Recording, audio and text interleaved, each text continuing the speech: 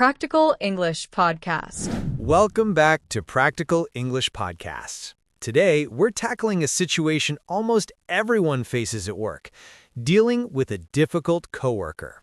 That's right. Whether it's someone who constantly interrupts, takes credit for your work, or simply refuses to cooperate, knowing how to handle these situations professionally is crucial. In this episode, you'll learn exactly how native speakers navigate workplace conflicts diplomatically, perfect for B1 to C1 learners who want to stand up for themselves while maintaining professionalism. Let's get started. Meet Jennifer Lee, a project coordinator at a marketing agency in Singapore. She's been working on a major campaign launch with her colleague, Marcus, for the past 3 weeks. The problem? Marcus has been consistently late with his deliverables, doesn't respond to emails promptly, and in yesterday's team meeting, he took credit for Jennifer's strategy presentation without acknowledging her contribution. Jennifer is frustrated. She doesn't want to create drama or seem difficult herself, but she also can't let this behavior continue. It's affecting the project timeline and her professional reputation. Today, Jennifer has decided to address this directly with Marcus. She's nervous, but she's prepared a professional approach. So, how does Jennifer handle this delicate conversation? Let's listen. Okay, I need to talk to Marcus today. I can't let this slide anymore. But I need to stay calm and professional.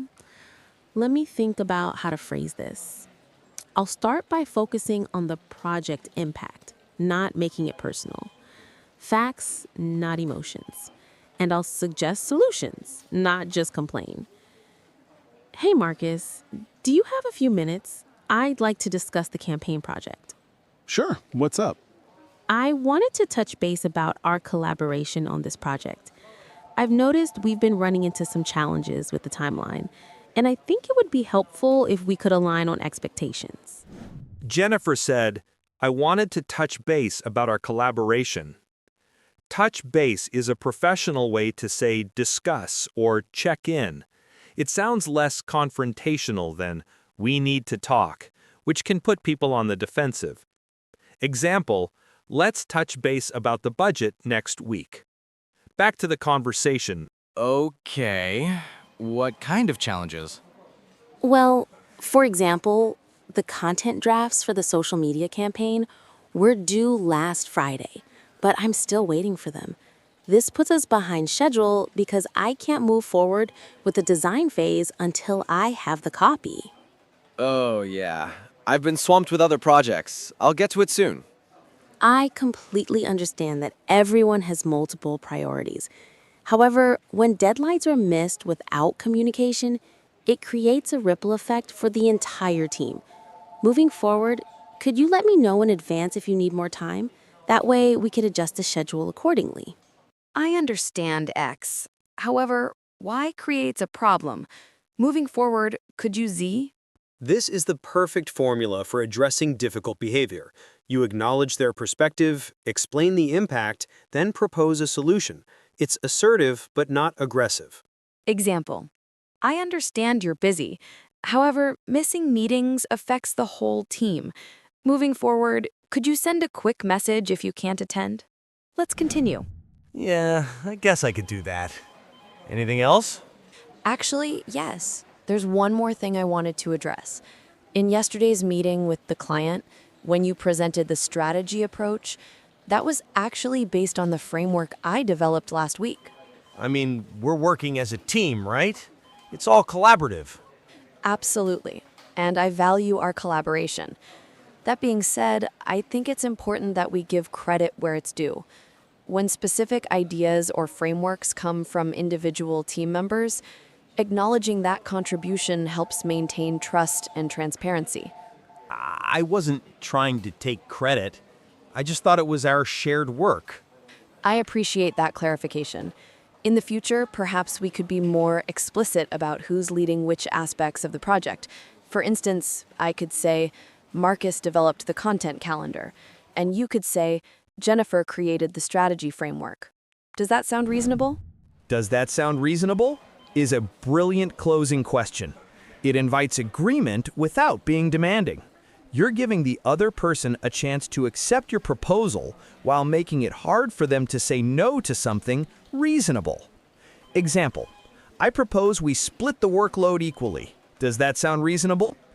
Back to Jennifer and Marcus. Yeah, sure. That makes sense. Great. I'm glad we could talk this through. I think clear communication will help us work together more effectively. So, when do you think you can have those content drafts ready? I can get them to you by tomorrow afternoon. Perfect. That works for me. I'll plan to start the design phase on Thursday then. And if anything comes up that might delay it, just shoot me a quick email or Slack message. Will do. Thanks for being open to this conversation, Marcus.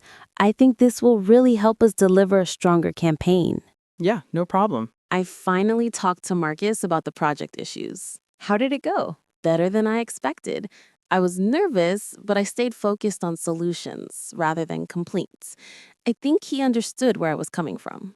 Good for you for addressing it directly. A lot of people just let that stuff slide, and then it builds up. Exactly. I realized that avoiding the conversation was actually more stressful than having it. And that's how Jennifer professionally handled a difficult coworker situation. Let's break down what made her approach effective. First, she chose to have the conversation privately, one-on-one. She didn't call Marcus out in front of the team, which could have embarrassed him and made him defensive. Second, she focused on specific behaviors and their impact, not on Marcus as a person. She said deadlines were missed, not you're unreliable. She also used the acknowledge, explain impact, propose solution structure. This shows you're not just complaining, you're trying to fix the problem collaboratively. Notice how she stayed calm and used neutral language. She never raised her voice, accused him directly, or made it emotional. Professional, but firm. And importantly, she ended with clear next steps and accountability. When can you have the drafts ready? This ensures there's a concrete commitment, not just vague promises. Let's review the key phrases from today's episode. I wanted to touch base about our collaboration. I've noticed we've been running into some challenges. I completely understand X. However, Y creates a problem. Moving forward, could you...